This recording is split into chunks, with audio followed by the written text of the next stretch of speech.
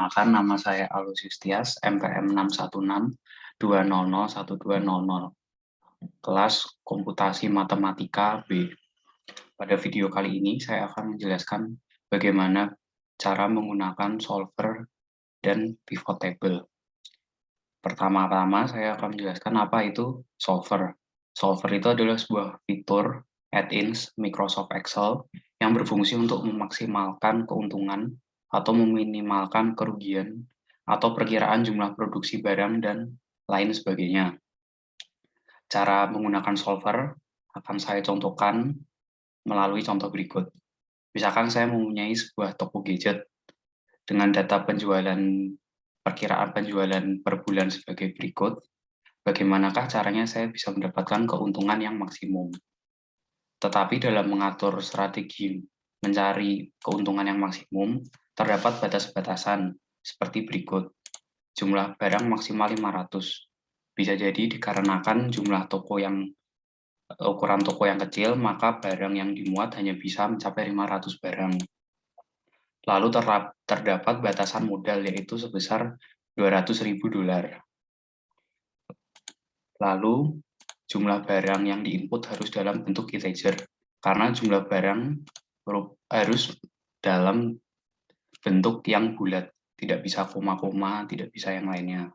Yang kedua, supaya barang tidak tersisa dalam toko, maka jumlah stok dalam toko tidak boleh melebihi perkiraan penjualan per bulan. Dengan batas-batasan yang ada, untuk mengatur strategi, kita dapat menggunakan yang namanya solver. Cara mengaktifkan solver adalah sebagai berikut. Kita ke menu File, lalu pilih Option, lalu pilih Add-ins. Setelah masuk Add-ins, kita pilih Solver Add-ins, lalu kita pilih Go. Lalu kita centang Solver Add-ins, lalu klik OK. Lalu kita ke menu Data, masuk ke dalam pilihan Option Solver pada paling kanan. Pada penggunaan solver, set objektif adalah kita pilih kolom atau baris di mana kita ingin mencari keuntungan atau memaksimalkan keuntungan atau meminimalkan kerugian. Maka set objektif akan saya arahkan ke kolom berikut. Lalu, by changing variable cell, karena kita ingin mencari maksimum keuntungan dengan cara mencari tahu berapa jumlah barang yang harus di stok, maka by changing variable cell, saya pilih dari kolom berikut. Yang tidak kalah penting, yaitu adalah batasan-batasan yang saya jelaskan seperti di awal. Untuk cara menambahkannya, kita dapat mengklik Add. Bisa dilihat, kita dapat masukkan batasan mulai dari batasan yang pertama, yaitu jumlah barang maksimal 500 buah. Cara memasukkannya adalah kita select kolom ini, lalu pilih kurang dari sama dengan, constraint-nya kita ketik 500. Lalu kita klik Add. Lalu yang kedua, jumlah modal maksimum adalah $200.000. Maka kita pilih kolom ini, pilih kurang dari sama dengan, ketik $200.000.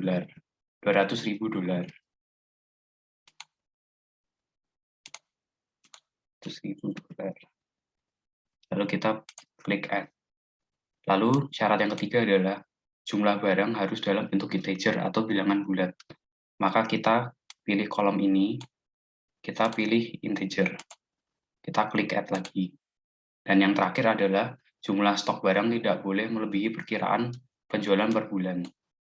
Oke, lalu kita pilih kolom ini, pilih kurang dari sama dengan, lalu kita masukkan kolom penjualan per bulan di sisi kanan.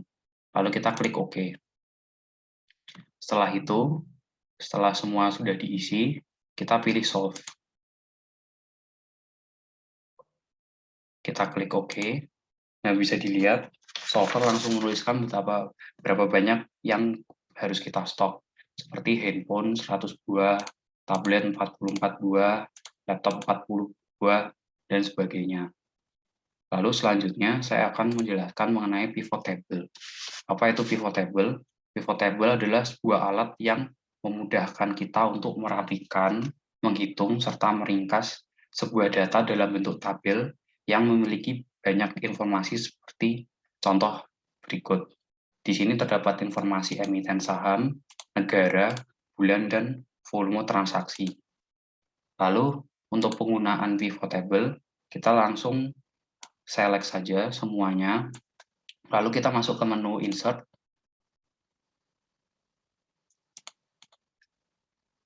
pilih option pivot table. Lalu di sini terdapat pilihan new worksheet dan existing worksheet. Pilih saja existing worksheet, lalu kita pilih kolom dan tabel sesuai selera kita. Oke. Nah, sudah dapat dilihat.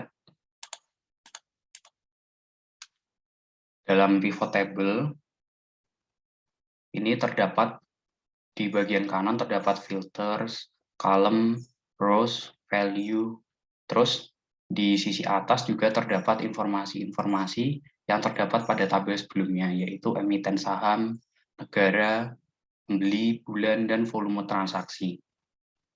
Karena kita ingin menghitung volume transaksi sebagai value yang dilihat, maka kita masukkan volume transaksi ke dalam value. Lalu karena kita ingin melihat bulan dalam bentuk baris, kita masukkan bulan ke rows. Kemudian kita ingin kaitkan bulan, data bulan dengan negara. Oke, kita masukkan negara ke dalam kolom. Nah, dapat dilihat sebagai berikut. Lalu dalam pivot table juga terdapat filter. Filter ini dapat kita pakai untuk memfilter, seperti contohnya saham apa saja yang hanya ingin kita lihat. Contohnya, kita pilih saham Apple. Maka data yang ditampilkan dari sini merupakan saham Apple saja. Terlihat bahwa pivot table memudahkan kita untuk memilah data, melihat data, dan meringkas data. Sekian video dari saya, terima kasih.